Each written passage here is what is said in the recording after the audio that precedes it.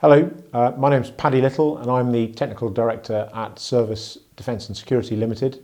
And I'm here today with Marcus Ong from Spectra Analytics to talk together about artificial intelligence and data science. Hi Marcus, really good to see you again today. I thought we'd just kick off by asking you to tell us a little bit more about Spectra Analytics and how you guys arrived at where you are today. Thanks for having me here today, Paddy. Spectra Analytics is a data science and AI consultancy firm. We originally started about 5 years ago from Warwick University.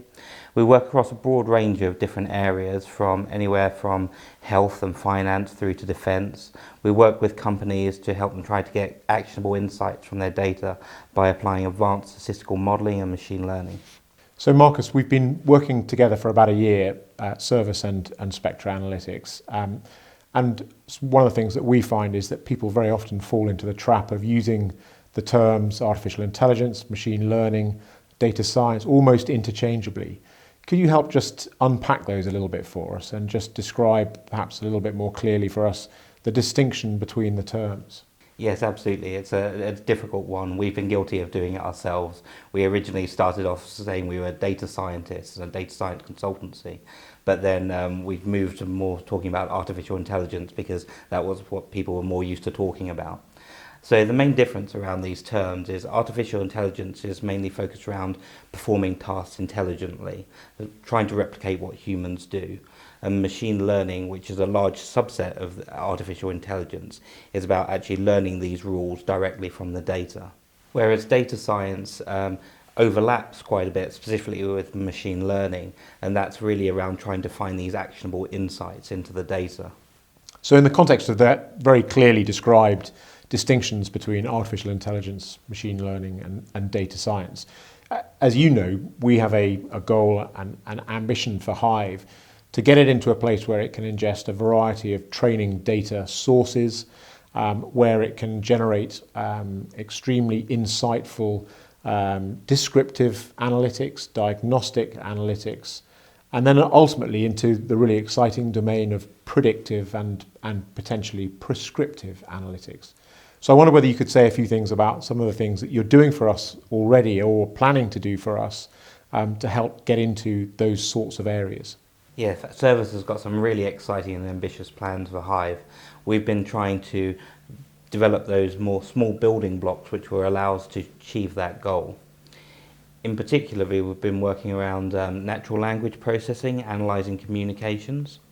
What we've been trying to do is automatically analyse the messages that are sent within training exercises to determine if they're requests for information, if they're enemy or own forces reports, if they're orders, all these kind of things, which will allow the people in charge to automatically see what's going on. In this domain, it actually works very well for natural language processing because the messages are very well structured and generally quite short, which allows us to easily analyse that data. Another aspect related to this that we've been working on is actually analysing the relationship between a unit's footprint and their area of influence. So we've been analysing what's called convex hulls, which basically work out the area around which they have that area of influence. And then we can get lots of different statistics about how the unit is mobilised. And we've then been comparing that with doctrine to see actually how they're performing relative to what they should be doing. This is really interesting because it actually relates to a lot of the territorial sports analytics that's going on at the moment. But ultimately, Hive is about building an integrated, holistic environment that will allow us to perceive insights that we wouldn't otherwise be able to tell by looking at individual aspects of a training exercise. So we're currently trying to bring all these different aspects together to build up to that. So Marcus, as you know, we've been involved in the collection of data from experimentation activities and training activities, and there are a number of difficulties that we have often run into in that collection effort. But I wonder from your side how you would describe some of the challenges it presents you and presents us with Hive, and how we might collectively address some of those collection challenges. Yes, absolutely. It's presented some interesting challenges, but not some that are uncommon across a whole variety of different industries. The big challenge is often around the data quality.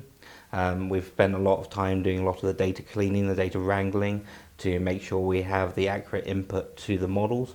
Otherwise, without that, we'll get a lot of strange and anomalous results coming out. So I think one of the ways that we need to work around trying to improve that is actually trying to improve it at the point of collection, collectively labelling things in the right way that we can then use to put into the models. And this saves a huge amount of time on the data science side. In the other aspect, around data collection more generally, is obviously a very difficult problem, and especially with these more closed data sets. It's quite a closed industry around defence. Working with Cervus has been really good for that. Otherwise we wouldn't be able to work in this particular area. Another important aspect has been the domain knowledge that servers provide. Without that, we wouldn't really have an understanding of the meaning of the data, add context and expertise, the domain knowledge that allows us to understand what's going on and validate our processes. But ultimately, I think all of these data science and technology problems can be solved. The biggest challenge, I believe, is actually the cultural one. Comes into this sort of digital transformation. At the end of the day, everyone needs to be using this technology. They need to be comfortable with it. And often it's very difficult to get people to appreciate a new way of working, which this data-driven approach is. And ultimately, we need buy-in from senior stakeholders, we need training of all the people to be able to use the technology, and we need the investment in the infrastructure to actually deliver it. So Marcus, you talked about some of the challenges here, particularly the sort of digital transformation challenges and how that could impact on behaviours and organisational culture and so on. So how do we collectively set out to persuade people to trust and invest and have confidence in the models, the algorithms, some of the approaches that are going to lie behind this work? We take the approach that I think it's really important to actually train all the people we're working with to understand the processes we're putting in place. So we generally run training days with our partners and the key stakeholders to try and understand how the machine learning algorithms are working, what we're trying to achieve, and then explaining around validation of our processes to make sure our model fits. The other really important aspect is separating out the training and test and validation data when you're developing these models. And we actually go a step further by ensuring that our partners and customers actually retain a set of data themselves that they can then test the results on themselves to prevent any bias. So I believe that these type of processes help us build confidence with our partners and key stakeholders in the actual work that we're doing. But on top of that, we also, it's very important that we try to keep up to date with the latest research that's happening in academia. So all being academics ourselves, we supervise masters and PhD students, which is a great way, one, of spotting talent that we can then hopefully hire, but also for keeping us on the cutting edge of academic research that we can then apply these new methods to the work that we're doing. So looking ahead, Marcus, from where we are today, what do you think are the next big trends that we should be on the alert for that will have a bearing on what we're trying to do going forward with Hive in training? So it seems to me that in defence there's a big problem with a shrinking workforce and a big skills gap around technology, and I think that's only going to increase over time. So there's an increasing role for AI around the automation of many of the processes.